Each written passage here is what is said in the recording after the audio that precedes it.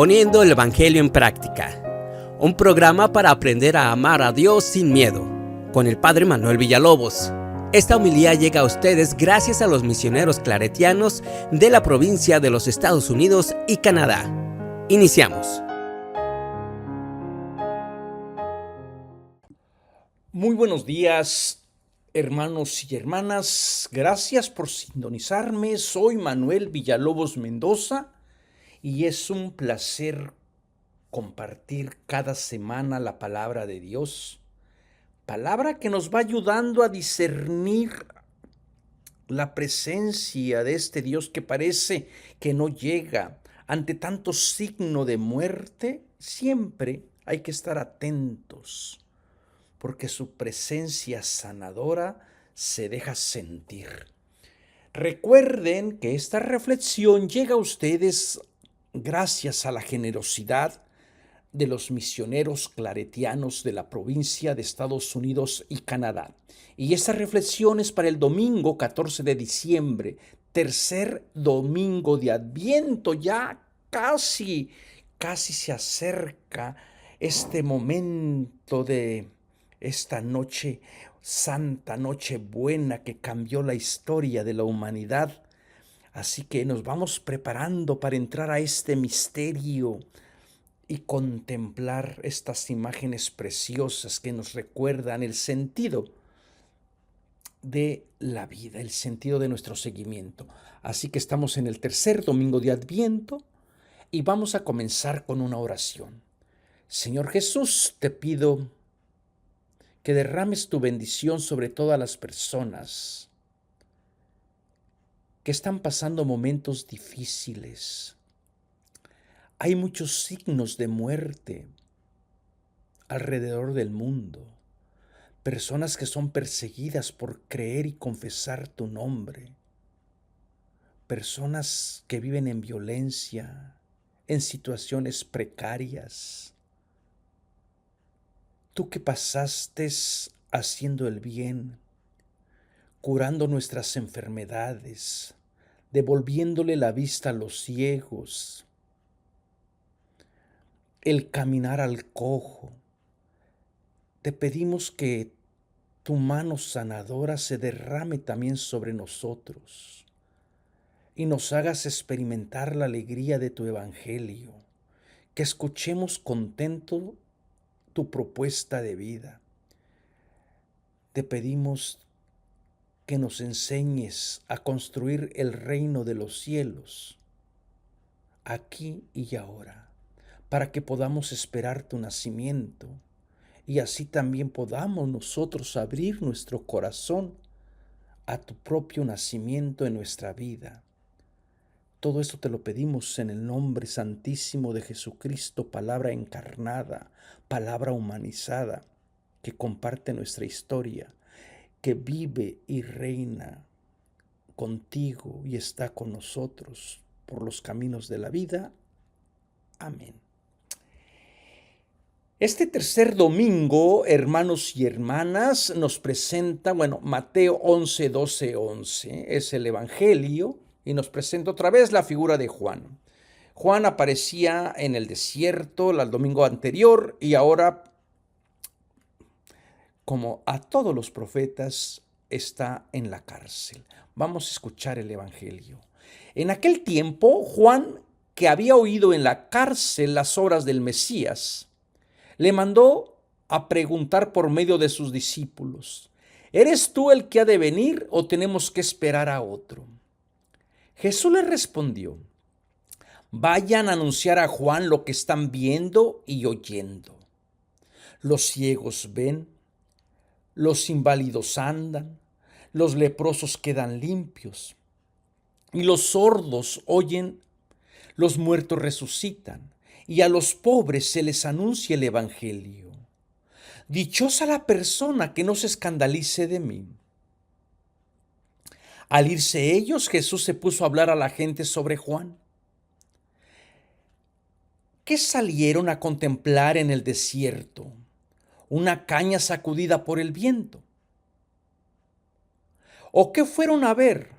¿Un hombre vestido con lujo? Los que visten con lujos habitan en los palacios. Entonces, ¿a qué salieron? ¿A ver a un profeta? Sí, les digo, y más que un profeta. Él es de quien está escrito: yo envío mi mensajero delante de ti para que prepare el camino ante ti. Les aseguro que no ha nacido de mujer uno más grande que Juan, el Bautista, aunque el más pequeño en el reino de los cielos es más grande que él. Palabra de Dios. Dejamos un momento para que esta palabra de Dios se haga vida, se encarne en nuestra realidad y nosotros podamos también sentir estas palabras en lo interior y nos sentamos interpelados también por el mensaje, ¿verdad? Interesante todo este diálogo que Jesús habla de Juan, que hace de Juan. Vamos a ir descubriendo, vamos a ir tratando de encontrar qué es lo que tiene Jesús para nosotros en este día.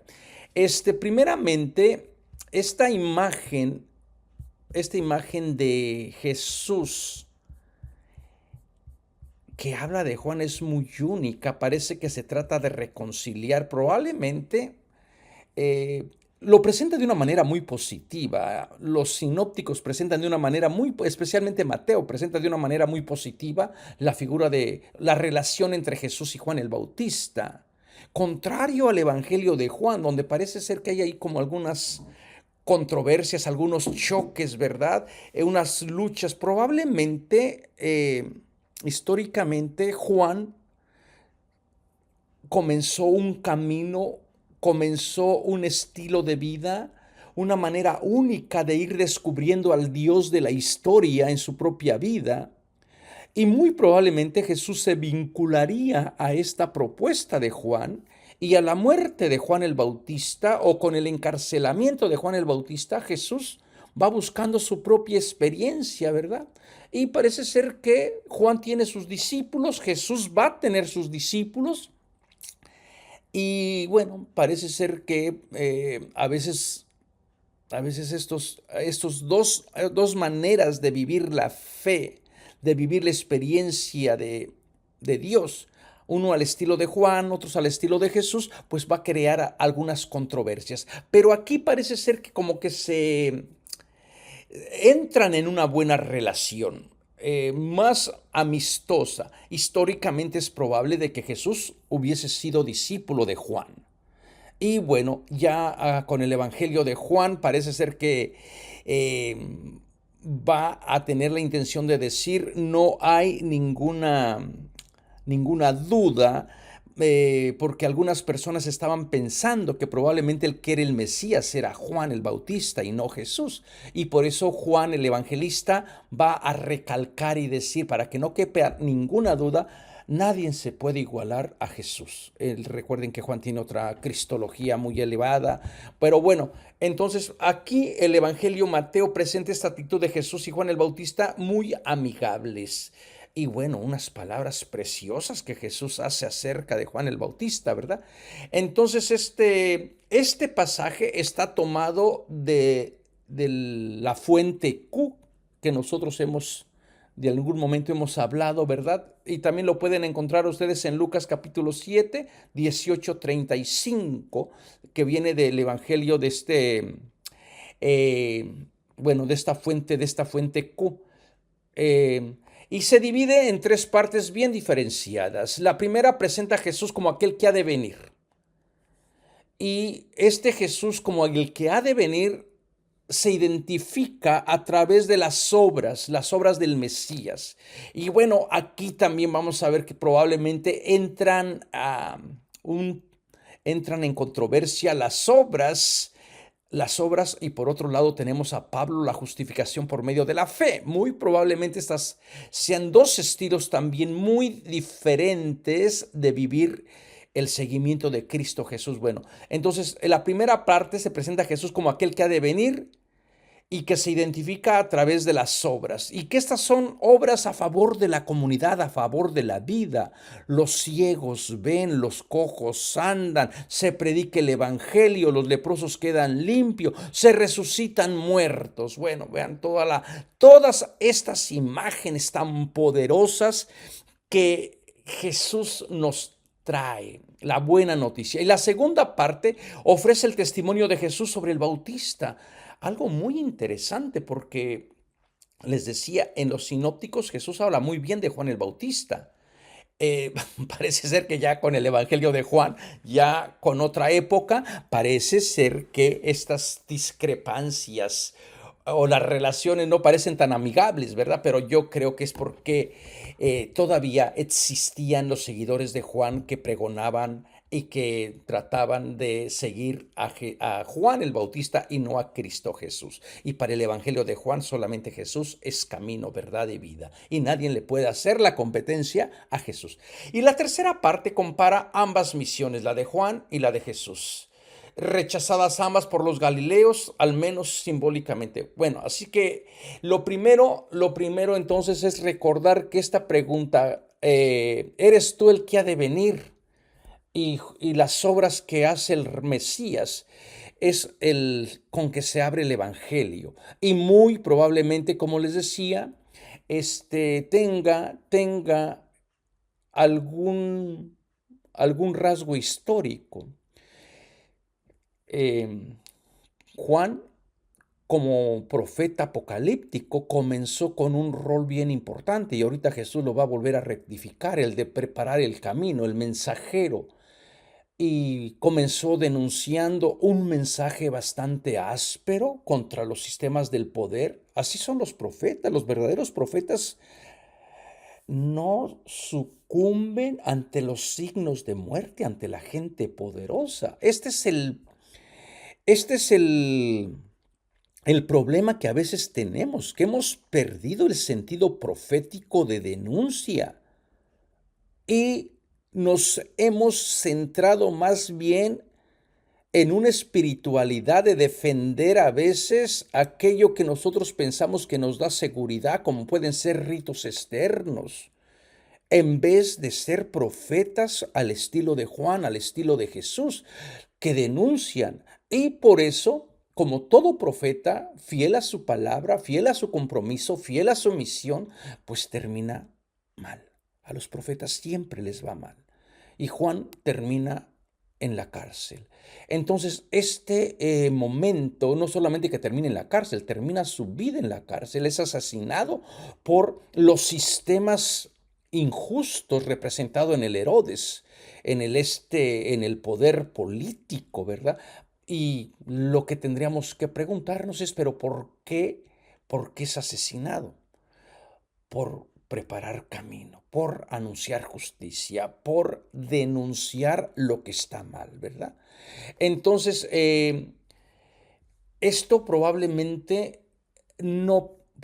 pertenezca al, al Juan histórico y al Jesús histórico de que encontró la muerte de una manera muy cruel, ¿verdad? Todo por ser fiel a su palabra. Y así como Juan encontró la muerte cuando esté en la cárcel, bueno, va a ser como el preludio de lo que le va a esperar a Jesús. Entonces, estando en la cárcel, comienza o por lo menos sitúa entonces el mensaje que Juan está escuchando de Jesús. Probablemente Jesús se ha separado del estilo de vida de Juan y comienza su propia búsqueda. Yo creo que todo el mundo hemos encontrado nuestra propia búsqueda, ¿verdad? En algún momento uno puede decir, bueno, yo seguí a esta persona, este tipo de espiritualidad, pero yo creo que tenemos que buscar nuestra propia voz, nuestra propia experiencia, ir buscando a lo que estamos llamados, ¿no? Entonces, parece ser que todo lo que las obras que Jesús realiza, fíjense cómo no les dice, sí, yo soy el Mesías, dejan que las obras hablan, que sus obras hablen. En vez de decir, sí, yo soy, ya se acabó. O sea, yo creo que aquí es una enseñanza muy importante. ¿Cuándo será el día en que dejemos que las obras sean las que hablen?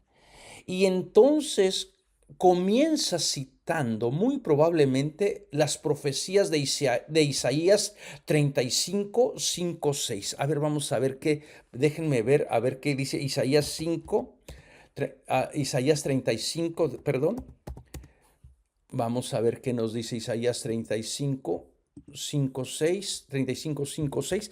Muy probablemente estas son lo que está citando, 35, 5, 6.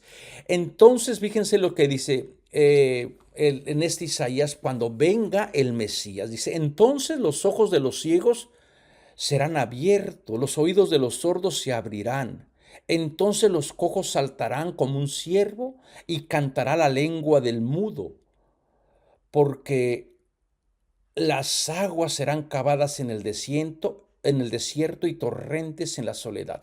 Entonces, muy probablemente Mateo, conocedor de estas tradiciones, eh, está, está citando esa profecía para decir: el tiempo de la espera ha terminado. Cristo Jesús, por medio de el Mesías, las obras del Mesías que había profetizado Isaías, son una realidad. También podemos citar Isaías 42:1 y Isaías 61:1, donde se incluye la resurrección de los muertos. Entonces, todas estas profecías del Isaías que había predicho para cuando llegara el Mesías, se están realizando en la persona de Cristo Jesús. Entonces, estas son las obras que Jesús está realizando, que Jesús Mesías está realizando, las obras mesiánicas, la manifestación mesiánica, es decir, el tiempo de la espera ha terminado. Recuerden que para la comunidad de Mateo es importante demostrar que Cristo Jesús es el esperado de todos los tiempos, porque su comunidad viene de un trasfondo judío y es necesario que su comunidad entienda que Jesús cumple todas las profecías. Y en cuestión de las obras del Mesías o las obras las buenas obras de la revelación de Cristo, podemos también tener o se pueden ver algunas, a lo mejor, la controversia de la primera comunidad cristiana, especialmente por otro lado la teología de Pablo, que va a insistir en la justificación por la fe, y que parece ser que había rechazado el valor de todo tipo de las obras. Ustedes vean esto en Pablo en Gálatas 2:3, en Gálatas 3:2:10, Romanos 3:8, 28, 4:2:6, 9:32, 11:6. Entonces, muy probablemente también estén estas controversias por allí tratando de clarificar. Por un lado tenemos a Mateo, la fuente Q, que está tratando de presentar a Cristo, las obras mesiánicas. Y por otro lado, Pablo, que va a relativizar un poco las obras para centrarlo en la justificación por medio de la fe en Cristo Jesús. Y bueno, también esto lo podemos ver en las controversias que encontramos en la carta de Santiago 2:14-16 sobre la fe y las obras, ¿verdad? Mateo y Santiago entonces irían de la mano. Para ellos es importante el sentido de las obras. Y yo creo que también tenemos que ser bien cuidadosos cuando estudiemos a Pablo. No es que a Pablo no les interesen las obras. La fe o la justificación que Pablo propone va a llevar al creyente a las obras, ¿verdad? Bueno, y bueno, pues ustedes pueden leerlo en el himno del amor, ¿verdad? De 1 Corintios: si yo no tengo amor, nada soy. Porque a veces uno piensa, no, es que Pablo solamente dijo que la fe o la justificación en Cristo Jesús y ya, sin obras. No. Yo creo que se ha malinterpretado por allí. Tendríamos que reconstruir estas primeras controversias acerca de cómo agradar a Dios, por medio de las obras o por medio de la justificación, ¿verdad? Bueno, Mateo presenta aquí con signo y presencia del reino las obras mesiánicas de salvación que Jesús ha realizado. Y estas obras mesiánicas son siempre a favor de la comunidad, a favor de la persona, para que el ser humano tenga vida. Y yo no me canso de repetir, las obras o la salvación de Cristo no es algo abstracto, es algo simple, sencillo, que se experimenta, como en el que no puede ver, como el que no puede hablar, como en la persona que está leprosa o la persona que está muerta, ¿verdad? Que vuelve otra vez a la vida.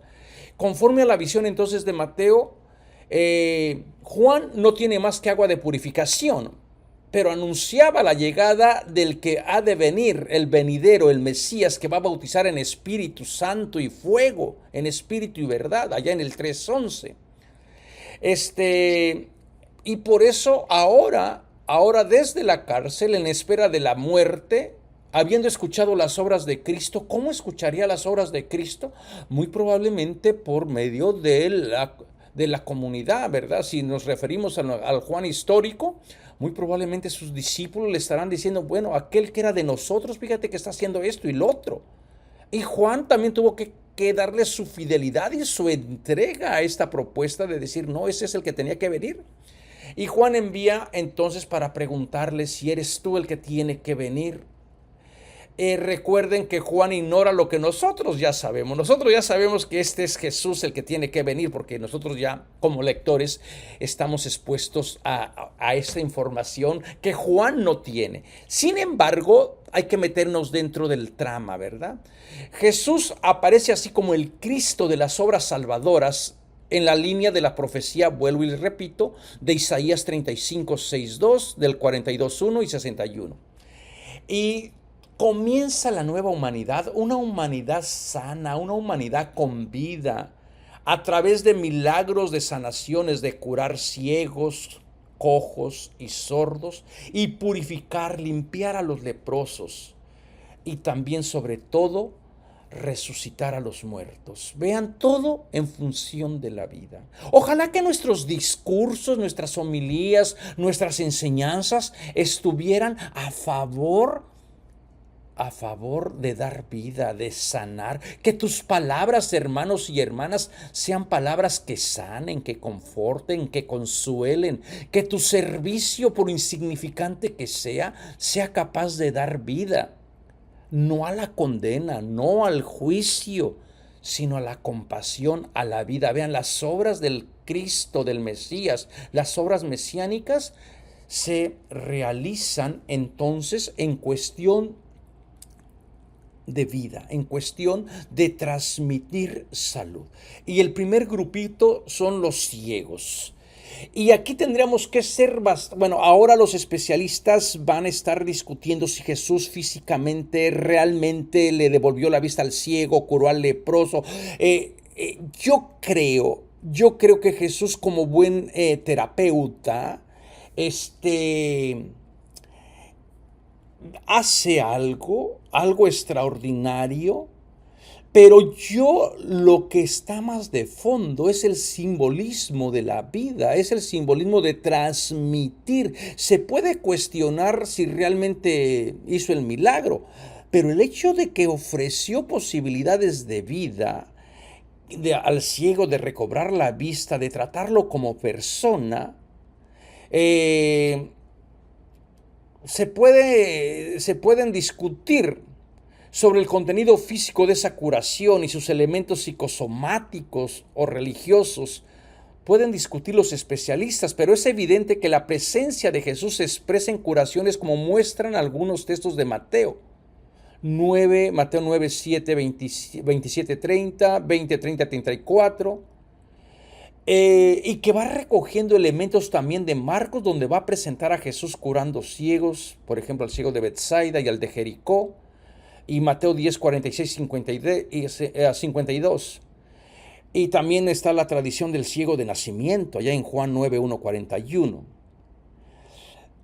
En el fondo, independientemente si Jesús curó o no curó a una persona ciega, en el fondo es una denuncia de todo el judaísmo que está ciego, de todo el pueblo que tiene una ceguera. Ustedes pueden verlo en Mateo 13, 10, 17, y que es incapaz en algunas ocasiones de reconocer la presencia del Dios que Jesús les está presentando. Yo creo que esta es la crítica más sutil que vamos a encontrar en estas historias. El pueblo está ciego, el pueblo está sordo, el pueblo no tiene vida porque están atados a un sistema de ley, a un sistema que es injusto, de tradiciones, y no pueden experimentar las posibilidades de vida, ¿verdad? Independientemente, si, como les decía, si los milagros se pueden cuestionar o no, y ese no me voy a meter a ese campo en este momento. Un curso acerca de los milagros de Jesús sería muy fabuloso, ¿verdad? Solamente para ver exactamente si curó o no curó. Mientras ustedes pueden ver estos cursos que tenemos en el Instituto Bíblico Claretiano de las Américas sobre el Jesús histórico. Ahí hay un apartado acerca de los milagros que Jesús realiza. Si realmente lo realizó, no lo realizó. Bueno, el otro grupo tiene que ver, unos tienen que ver con los sordos, con los ciegos. Los ciegos entonces que representarían a todo el pueblo en conjunto de la ceguera, de que son incapaces de ver y que algunos de ellos le están dando la fidelidad, se les están abriendo los ojos para entender el mensaje de Jesús desde lo ordinario, ¿verdad? Desde lo cotidiano. Es una manera muy bonita de ir viendo. Después viene el conjunto de los cojos andan, Mateo 11:5. Y la tradición evangélica recoge curaciones de paralíticos, de mancos, de encorvados y de cojos. Parece ser que todo este es el símbolo de una comunidad que está enferma, postrada, sin posibilidades de vida, en las que puede, y esto puede tener algún trasfondo histórico. Por ejemplo, se puede citar al paralítico de Cafarnaún en Mateo 9:27, también con la del siervo del centurión en Mateo 8:5-13. Vean por ahí el análisis tan buenísimo y precioso que hace el doctor Ariel Álvarez Valdés acerca de esta relación del siervo del centurión. También pueden ver Mateo 15:30-31, 21:14, donde aparecen ciertas personas con dificultades para caminar. Entonces, pero en el fondo, les digo, puede tener un ámbito histórico, puede haber en la comunidad verdaderamente personas que tenían algún impedimento físico, paralíticos, mancos, encorvados, cojos, ciegos. Pero yo creo que en el fondo también es una crítica a los judíos que se niegan a recorrer, a caminar con Cristo Jesús, a seguir todo este proceso de discipulado. Y sería una manera de estar desenmascarando a toda la gente o a la religión que ha sido incapaz de darle vida. Entonces, y los que están caminando, los cojos que andan, son los que se están incorporando a hacer vida, a caminar con Jesús. A los que les está costando probablemente trabajo entender cómo Dios está actuando ahora en este Mesías, ¿verdad? Entonces, son los que han dejado al lado los modelos de la ley, de las tradiciones, y se han puesto a caminar, han recuperado su movilidad, su vida. Y el otro grupo, los leprosos, quedan limpios. Acuérdense que no es fácil precisar la enfermedad de este grupo porque la palabra lepra, como se entiende ahora, es una enfermedad moderna que aparece en el 1800, la enfermedad de Hansen. En la antigüedad la palabra lepra tenía muchísimos significados y se aplicaba a una extensa gama de afecciones de la piel, algún grano, alguna mancha, el vitiligo, algunas cosas que podían presentarse en la piel y que la hacía distinta a la piel de las otras personas, era suficiente para clasificarlo como leproso. Entonces, tiene un carácter, eh, pues, de estigma, ¿verdad? Este, entonces, muy probablemente estas personas leprosos que estaban relacionados a la impureza, y los evangelios también nos van a dar varios eventos, varios episodios de gente que se acerca a Jesús, que tiene problemas con la piel y que le piden a Jesús ser curados, ser transformados de esa terrible lepra, ¿verdad? En la piel. Y lo más importante, yo creo que este grupo de personas son los que están afuera de la ley, que la ley ha sido incapaces de aceptarlos porque el leproso no puede acercarse al templo a participar de la ofrenda, del servicio. Y ahora con la propuesta de Jesús, estos leprosos son incorporados. Se pueden integrar a la comunidad cristiana, rompiendo la tradición o cuestionando la ley de del Levíticos 13 y el Levíticos 14, donde se estipula cómo debe de tratarse al leproso. Entonces Jesús parece que reinterpreta esas leyes de impureza para decir, bueno, yo creo que nuestra comunidad tiene que ser una comunidad abierta para ciegos, para cojos, para leprosos y para sordos. Entonces, el otro grupo de los sordos casi siempre van a estar relacionados a los sordos con los mudos, porque parece ser que ambas enfermedades solían ir unidas, ¿verdad? Podemos ver a Mateo 9, 33, 34 y también Mateo 12, 22, eh, donde se le acusa a Jesús que está curando con el poder de Satanás. La novedad de esta curación se expresa entonces en que todas las personas pueden escuchar. Vean qué bonito escuchar la propuesta de la buena noticia.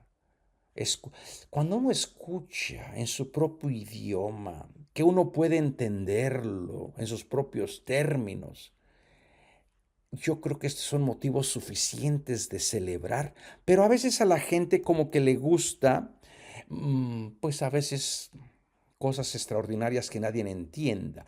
Y se nos olvida que a veces lo más simple es que uno pueda hablarle de tú a tú con tus propias palabras, escuchar este mensaje en tus propios términos, que tú sientas que te puedes conectar con la palabra de Dios, que no sean tan conceptos tan rebuscados, ¿verdad?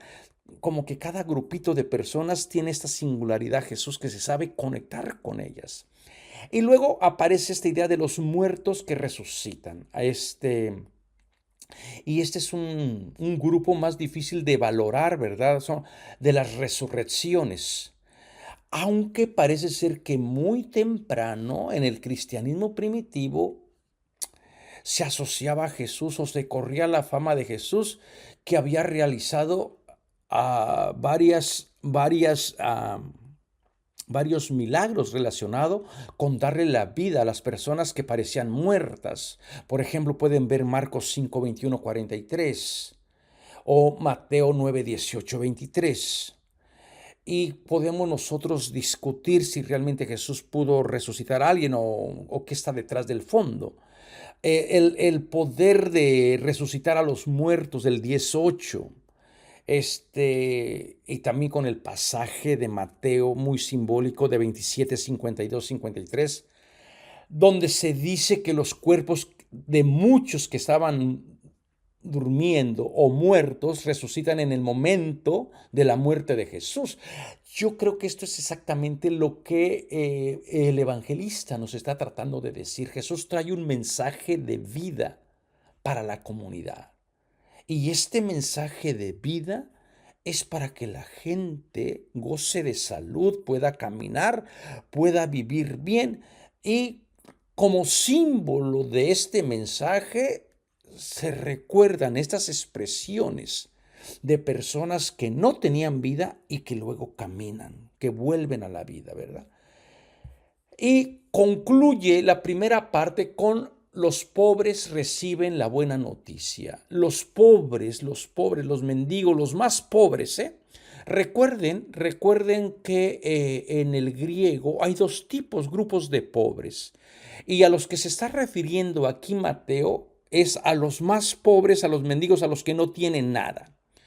Porque había otro tipo de pobres que podían mantenerse, que podían, que eran la clase trabajadora, que eran pobres, pero tenían por lo menos que comer.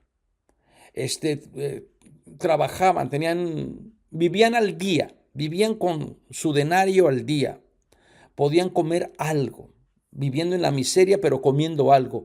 Pero todavía había otro grupo de pobres que no tenían ni trabajo, que dependían totalmente de la generosidad de la comunidad. Y a esos pobres son a los que se les anuncia el evangelio. Evangelizar a esos que no tienen nada, darles un mensaje de paz, de transmitirles vida. Y por eso va a ser bien importante releer esta historia de Mateo con el anuncio de los pobres, con las bienaventuranzas del capítulo 5, versículo 3, donde implica de cambio de condiciones personales y sociales para que puedan mantenerse, para que puedan vivir. Jesús no les está predicando una espiritualidad de decir abracen la pobreza porque esa es una voluntad de Dios. Dios quiere que tú seas pobre. La pobreza es una bendición cuando usted libremente decide vivir con un estilo austero.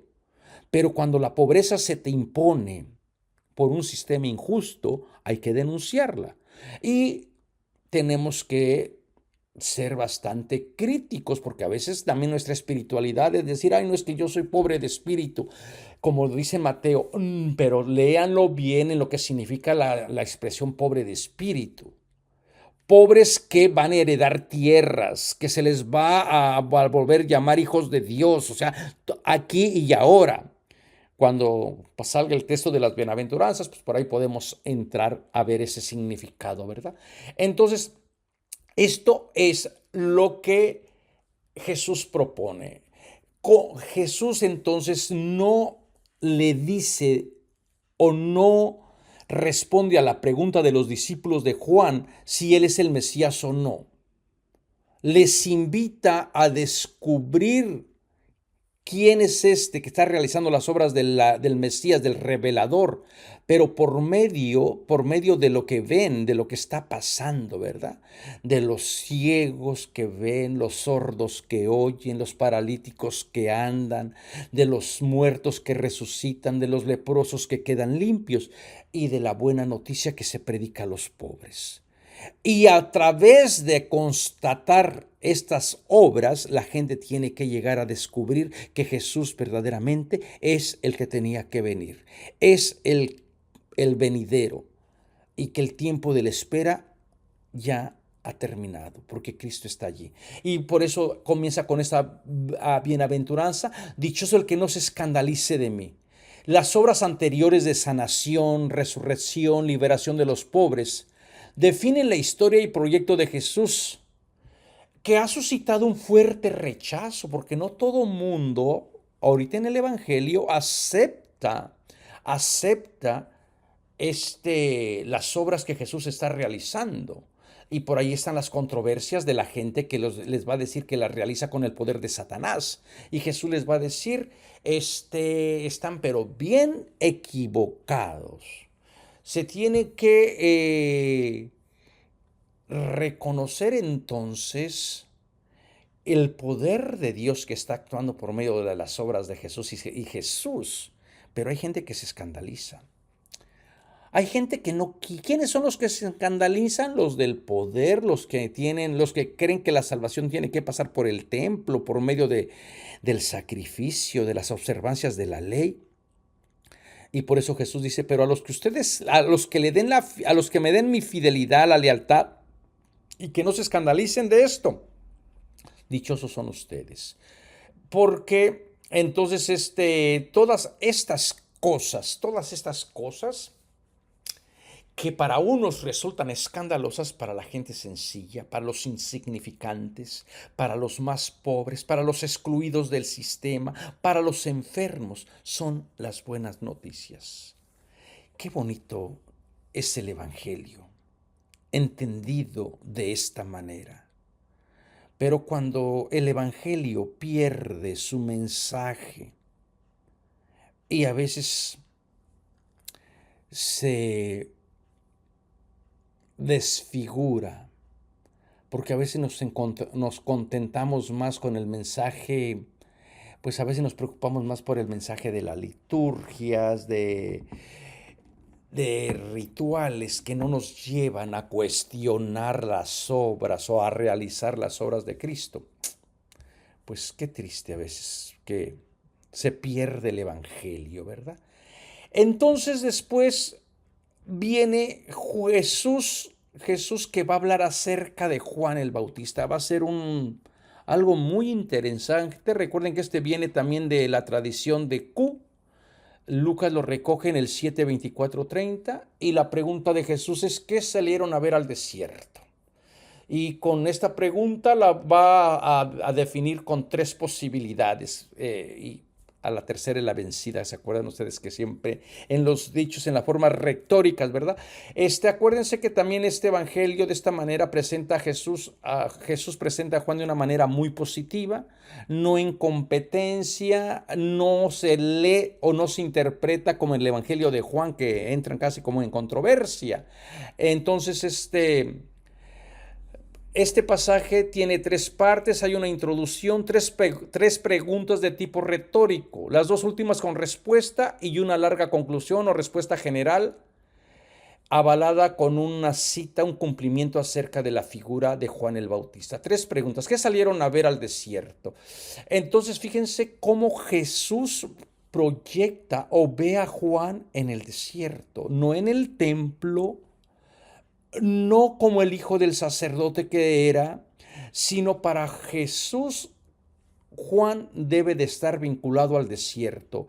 Y recuerden todo este largo simbolismo del desierto, del éxodo, de la liberación, del salir de la muerte a la vida.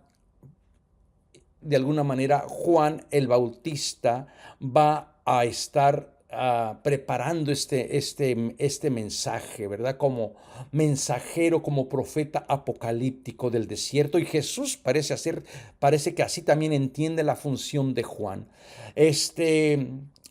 Acuérdense de todos los grupos de los esenios que se separaban, que se iban al desierto para preparar el camino del Señor. Es entonces en el desierto donde aparece Juan preparando el camino del verdadero Señor. Y la primera pregunta: ¿qué saliste a ver? Una caña sacudida por el viento. Esta es una imagen probablemente tomada de lo que Jesús está observando en torno al desierto, en torno al río Jordán, donde hay cañas, hay juncos, pero también al emperador, al rey, al etnarca Herodes Antipas, que mandó matar a Juan. Vean Juan 14:1-11. Se le presentaba en algunas monedas con una caña símbolo de poder, símbolo de autoridad. Entonces probablemente Jesús esté haciendo una denuncia a la muerte que sufrió Juan por medio del rey, del enarca, del Herodes Antipas. Entonces Juan se puede, desde esta iluminación, Juan Bautista viene a presentarse como un hombre firme, representante de la voluntad de Dios, en contra de aquellos que se dejan mover como la caña y que tienen que utilizar la violencia, ¿verdad? Y en la otra pregunta de Juan, vestido con ropa delicada como los cortesanos, también es una crítica a un sistema muy propia de la gente que vivía en el palacio, ¿verdad? Al rey. Esta es una crítica que va en contra de los cortesanos que se visten con ropas delicadas, con ropas caras de lujo. Esta es la segunda palabra que aparece, los malakoi, referido a la ropa, los malakoi.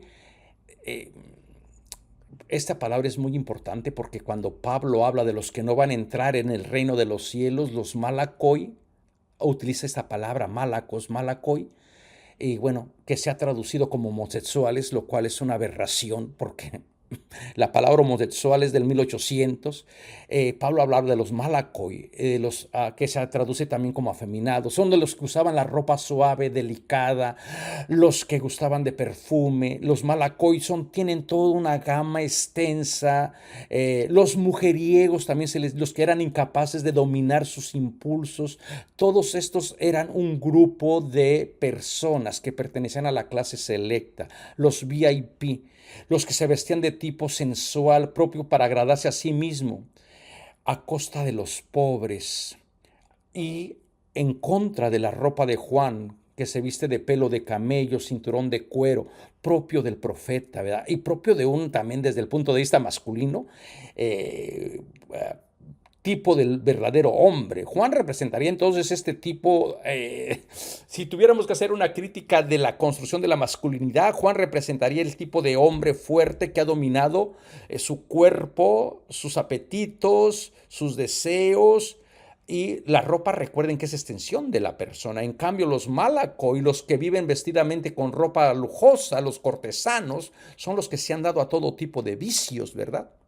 Bueno, esta es una indicación, esta es una crítica que Jesús está haciendo en contra de estos grupos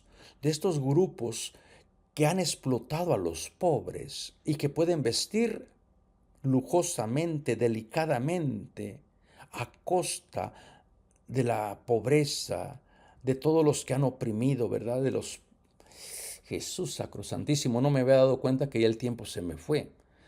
Entonces, y la tercera pregunta, ¿qué salieron a ver? A un profeta. Y es aquí donde Jesús centra el mensaje de Juan como un profeta que va a cumplir las profecías del Éxodo, del ángel que va a ir delante del desierto para preparar el camino, y también de Malaquías 3:1. He aquí que yo envío al mensajero al templo a preparar el camino, ¿verdad? Juan aparece entonces como un profeta que va a preparar, sí, el camino del Señor, y que no ha nacido alguien más grande. Vean el piropo, la alabanza que Jesús dice acerca de Juan. Sin embargo, hermanos y hermanas, todos los que nacen de la propuesta de Jesús, los que aceptan su mensaje, son más grandes que Juan. Así que, hermanos y hermanas, tú eres más grande que Juan si aceptas el mensaje de Jesús, si vives de acuerdo a los valores del Evangelio y si aprendes a caminar con Cristo Jesús. Así que en este Adviento, en este tercer domingo de Adviento, ¿qué salen ustedes a ver en las calles? ¿Lujos? ¿Gente prepotente? ¿O eres capaz de descubrir en los simples, en los cojos, en los ciegos, en los sordos, en los enfermos, la presencia de Cristo Jesús que van a ser? Nos vemos la próxima semana. Con el favor de Dios, recuerden de visitar nuestra página de www.ibicla.org o entrar al YouTube y buscar Instituto Bíblico Claretiano de las Américas. Por favor, regístrense para que tengan todas las notificaciones. Muchas gracias. Que Dios les bendiga. Este programa fue presentado por los misioneros claretianos de la provincia de Estados Unidos y Canadá, una congregación católica romana global de sacerdotes y hermanos que atiende las necesidades religiosas y pastorales de las comunidades vulnerables.